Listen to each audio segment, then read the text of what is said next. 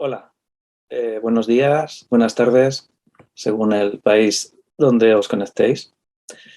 Soy Felipe Hurtado Murillo, doctor en psicología, especialista en psicología clínica y sexología. Trabajo en la unidad de referencia de identidad de género, que es una unidad especializada en la ciudad de Valencia, en España, que depende del departamento Valencia Doctor Peset. Y voy a participar en este Congreso Panamericano de Salud, de Sexualidad y Tabú, Mujer, Salud Sexual, Maternidad y Vejez, en la modalidad de videoconferencia, mediante la explicación de cómo trabajamos en la unidad en la demanda asistencial de personas con incongruencia de género. Por tanto, es la praxis de nuestro trabajo habitual. Bien, para ello voy a compartir la pantalla y voy a hacer la presentación de todo lo que es el material con introducción y todo lo que es el desarrollo de la atención y finalmente con las conclusiones. Comparto pantalla.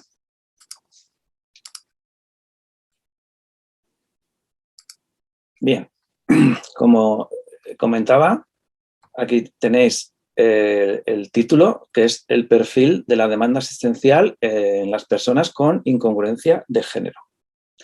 ¿De qué hablamos? Vamos a definir conceptos. Por un lado, cuando hablamos de sexo, que es como nos asignan a partir del nacimiento, hablamos del conjunto de características biológicas que definen a todos los seres humanos como hombres y como mujeres, y dan lugar a un fenotipo con apariencia masculina o femenina. Por lo tanto, se compone de cromosomas, de gónadas, testículos, ovarios, hormonas, órganos sexuales internos y órganos sexuales externos. Y en función de esos órganos sexuales externos, salvo en estados intersexuales donde hay una ambigüedad genital, en principio se nos asigna en función de esos órganos sexuales externos a un sexo, a uno de los dos sexos con los cuales se definen habitualmente en las sociedades. En cambio, si hablamos de sexualidad, que es basada en el sexo, ya incluye otros aspectos que se desarrollan, como son el género, la identidad sexual y de género, la orientación sexual, el erotismo, la vinculación afectiva y la reproducción. Vamos a hablar de identidad sexual. La identidad sexual es la identificación con un sexo, hombre o mujer, y alude a una valoración de condición biológica que categoriza a las personas como hombres o mujeres. Se manifiesta durante la infancia, tanto en personas cis, que son personas que no son trans, como en personas trans, en esa etapa infantil, y responde a la pregunta de quién soy y quién siento que soy. La identidad sexual no se elige, sino que se siente, y constituye un elemento esencial de la personalidad. Está constituida por la suma, no siempre en la misma proporción, de sexo biológico, identidad de género, rol y orientación sexual. Género es un constructo social y hace referencia a las diferencias entre roles sociales, atributos y comportamientos que las sociedades esperan de los hombres y de las mujeres de su cultura en un momento determinado. Bien, ¿qué es identidad de género? Es la vivencia interna e individual del género tal y como cada persona la siente, incluyendo la vivencia personal del cuerpo y otras como la vestimenta, el modo de hablar y expresarse. Por tanto, vamos a definir ya qué es la incongruencia de género y qué son los conceptos identitarios que hay que tenerlos siempre muy claros, porque en la literatura se van poniendo una serie de conceptos que muchas veces, si no los tenemos claros, no sabemos de qué estamos hablando. Bien, en cuanto al sexo asignado, ese yo que veis ahí es cuando una persona nace. Si esa persona nace con unos genitales externos bien formados, o sea, no es un estado intersexual, si nace con vulva, se le asigna como mujer. Se la educa en una identidad, en un género femenino. Por lo tanto, si esa persona se identifica de forma femenina, hay congruencia de género entre el sexo asignado, el género educado y la identidad sentida. Por lo tanto, hablamos de una persona cisgénero, femenina en este caso. Si por otro lado nace con genitales de hombre, se le asigna como hombre, se le educa de forma masculina, y si esa persona, su identidad es congruente con ese sexo de asignación y género educado, hablamos de una persona cisgénero masculina. Si nos vamos otra vez por la derecha, y esa persona que nació con vulva, que se le asignó como mujer, se la educó de forma femenina, en cambio, se identifica de forma masculina, tenemos la persona transgénero. Si es por el lado de la izquierda, lo mismo. Si es una persona que se le asignó como hombre, se le educa como hombre, pero en cambio se siente de forma femenina, es la persona transgénero, en este caso femenina. En este caso hay incongruencia de género. Si, por otro lado, tenemos que esa persona tiene disforia con sus características sexuales o malestar o rechazo hacia ellas, o el deseo de adquirir las características sexuales del género sentido, hablamos de transexual. Por lo tanto, las personas trans, que es como se denominan de forma concreta a todas las personas transgéneros, transexuales que lleven tratamientos o no lleven tratamientos, pueden tener disforia o no. Y tenemos a su vez que pueden ser personas binarias, me siento hombre, me siento mujer, y personas no binarias, como que aquí incluiríamos a las personas que son agénero, bigénero, géneros fluidos y otros géneros. Por lo tanto, para concretar, personas cis son aquellas personas para las que coincide identidad de género, expresión de género y sexo asignado al nacimiento. Persona trans, personas que se identifican o expresan con una identidad de género diferente del sexo que le fue asignado al nacer. Incongruencia de género, vamos a hablar primero en la infancia, según se define en la CIE-11, o Clasificación Internacional de Enfermedades de la OMS, Organización Mundial de la Salud. Se caracteriza por una discordancia marcada entre el género experimentado o expresado y el sexo asignado en niños y niñas prepúberes. Incongruencia de género en adolescencia y adultez. Se caracteriza por una discordancia marcada y persistente entre el género experimentado por la persona y el sexo asignado, lo que a menudo conduce a un deseo de transición para vivir y ser aceptada como una persona del género experimentado. Hemos dicho que pueden tener disforia o no. Vamos a definir qué es disforia de género. Es el malestar o sufrimiento por no aceptación de las características sexuales primarias y o secundarias correspondientes a su sexo cromosómico y el deseo de alinear el cuerpo en la medida de lo posible con el género experimentado, ya sea por medio de un tratamiento hormonal, intervención quirúrgica u otros servicios de salud. Bien, vamos a hablar ya de lo que sería la demanda asistencial de las personas con incongruencia de género. Por un lado, vamos a ver las variaciones sociodemográficas y clínicas que hemos experimentado en nuestra unidad desde a lo largo de los años. El perfil, si hablamos de antes del año 2000, era mujer trans, mayor de 45 años, con baja cualificación laboral, que procedía de entornos marginales, con alto riesgo cardiovascular, con iatrogenia, que se autohormonaba y que además presentaba una importante psicopatología a nivel de salud mental.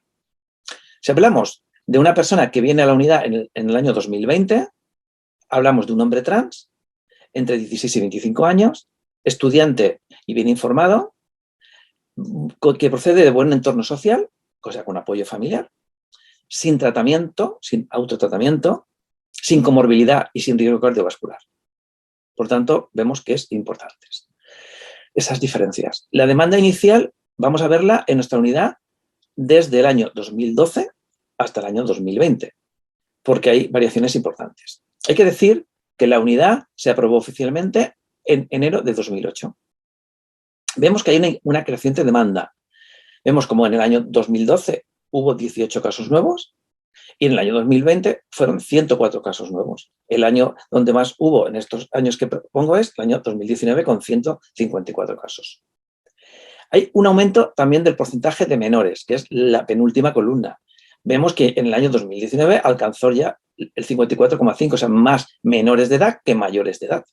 Y por otro lado, ha habido una inversión de ratios de transexuales femeninos y de masculinos. Es decir, el año 2012 vemos que había en la THM es transexual hombre-mujer o femenina y TMH es transexual masculino.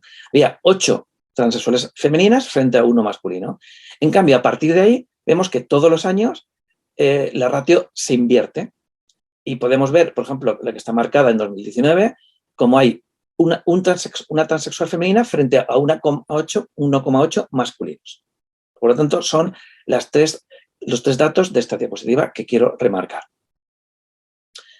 Bien, esas variaciones en la demanda asistencial es porque, por un lado, se ha incrementado el número de adolescentes referidos a las unidades de identidad de género. Algunos estudios sugieren que entre el 0,17 y el 1,3% de los y las adolescentes y personas adultas jóvenes se identifican como transgénero. Y este aumento se ha llegado a calificar por algunas personas como un brote. Aquí tenemos algunas de las referencias que he ido poniendo. De hecho, la primera, por ejemplo, es una de nuestra unidad. Bien, explicaciones sobre el aumento de la demanda en adolescentes y jóvenes. Por un lado, hay mayor atención en los medios de comunicación. Hay una irrupción social de Internet que ofrece más sitios de información. Hay una despatologización gradual y reducción del estigma a la que ha estado sometida este tipo de manifestación.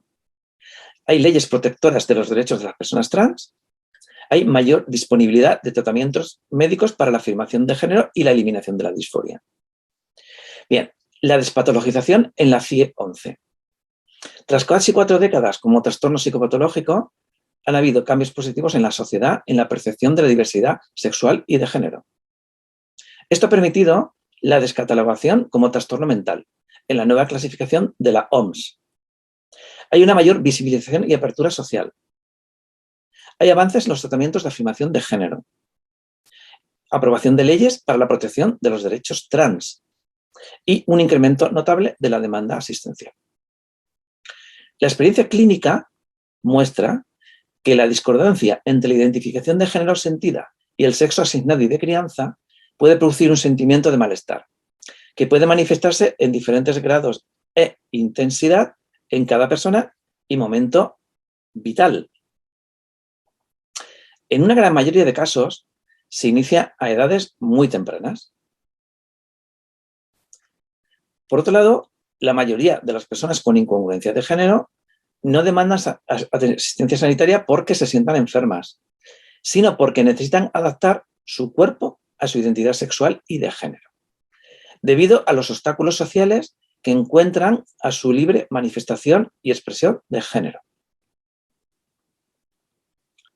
La evidencia muestra que las personas con incongruencia de género no son un colectivo homogéneo, ni en sus pretensiones sociales, ni en sus requerimientos asistenciales, por lo que no pueden imponerse itinerarios únicos o modelos estereotipados de identidad. Bien, la atención sanitaria desde la sanidad pública, ¿cómo la enmarcamos?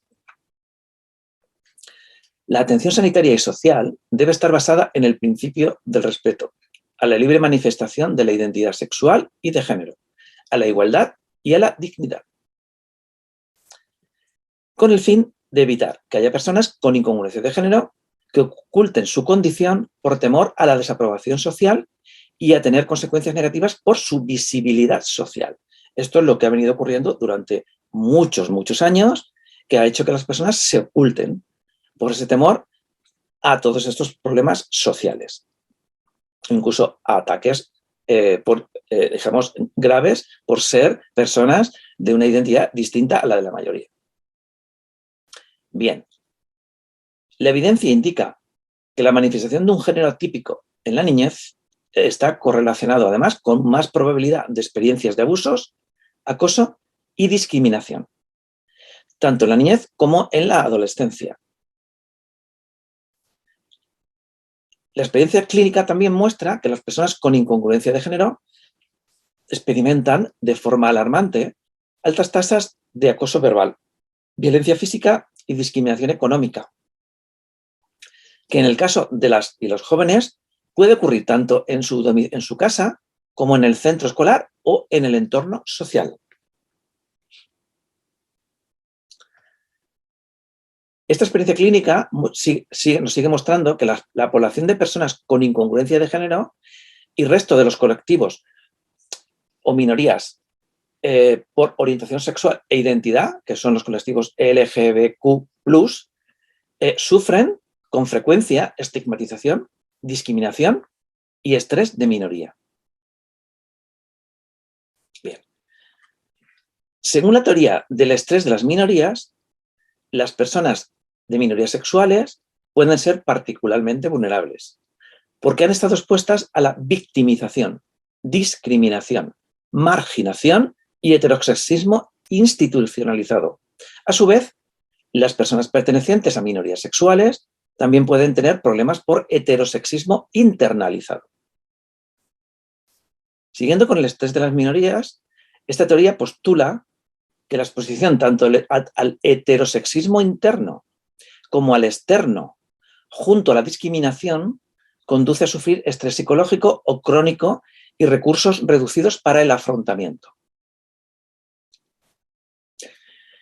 Bien, en estos datos de aceptación social de minorías por países, vemos como España ocupa un lugar bastante aventajado respecto a la aceptación social de las minorías, por encima del 80%.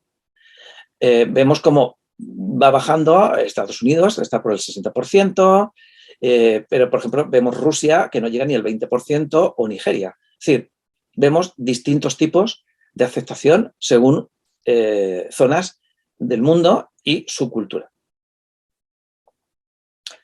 La experiencia clínica nos sigue mostrando que la manifestación de incongruencia de género con o sin disforia de género no implica necesariamente la existencia de trastornos mentales. Ahora bien, muchas personas trans experimentan problemas psicosociales y de salud mental, que con probabilidad son debido a los desafíos a los que se tienen que enfrentar para ser aceptadas socialmente. ¿Qué problemas psicosociales suelen aparecer? Por un lado, rechazo familiar. No es infrecuente que haya familias que no acepten este tipo de manifestaciones en sus hijas e hijos, o una de las ramas de la familia, o uno de los progenitores. Rechazo de iguales de edad, situaciones de acoso, posibles abusos, discriminación, problemas escolares, problemas legales, problemas laborales y ausencia de apoyo económico para alguno de los tratamientos o prótesis que necesitan.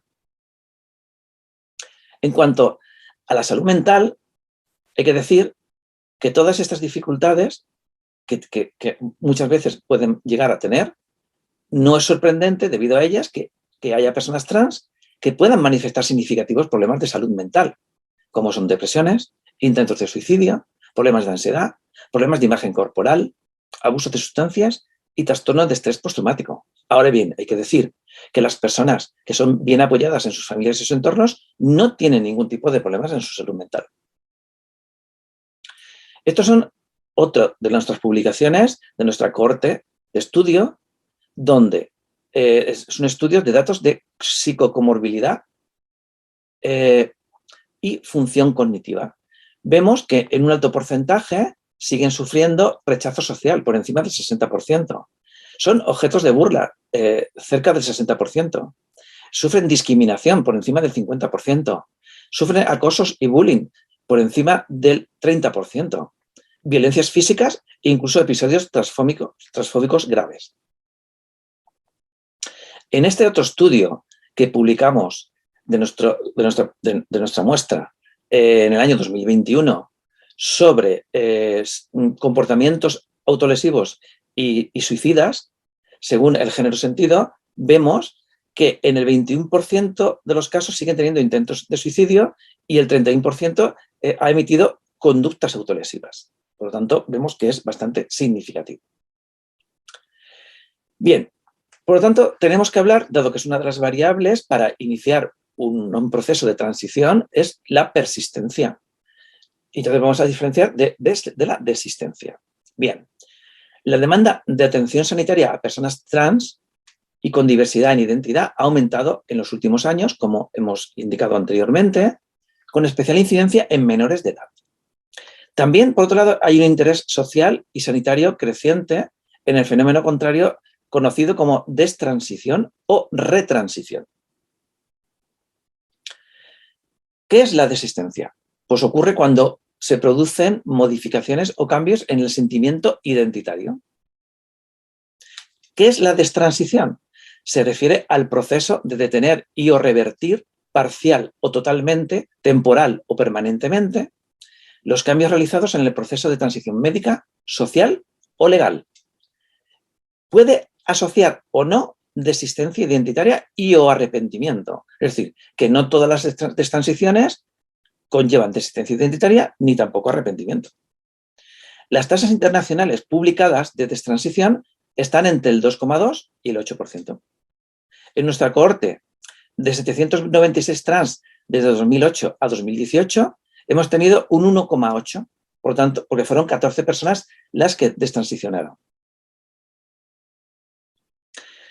Bien, el estudio sueco que examinó a personas con incongruencia de género desde 1960 a 2010 informa una tasa de arrepentimiento del 2,2% para ambos sexos. Y la encuesta estadounidense de personas transexuales del 2015, hasta la fecha el mayor estudio dedicado a las experiencias de vida de las personas transexuales, con casi 28.000 participantes, reportó un 8% de destransición. Por lo tanto, son los dos estudios más amplios que se han hecho hasta la fecha. Factores de riesgo para la destransición. Por un lado, el fenómeno ROG, o disforia de género de inicio rápido. Los géneros no binarios. La aparición tardía del sentimiento identitario. La intensidad leve de disforia. Que haya una psicopatología descompensada. Que haya falta de apoyo familiar y o de la pareja. Que haya efectos adversos del tratamiento hormonal. O insatisfacción personal y arrepentimiento. Aquí abajo están dos estudios nuestros publicados en 2020 sobre este tipo de hecho, que son el tema de las transiciones y destransiciones. Vale, la familia, actitud y asesoramiento. Las familias de las personas trans juegan un papel clave mediante el apoyo y la amortiguación de los problemas a los que se tienen que enfrentar. Por consiguiente, es muy importante su inclusión en el proceso inicial de la valoración de la demanda.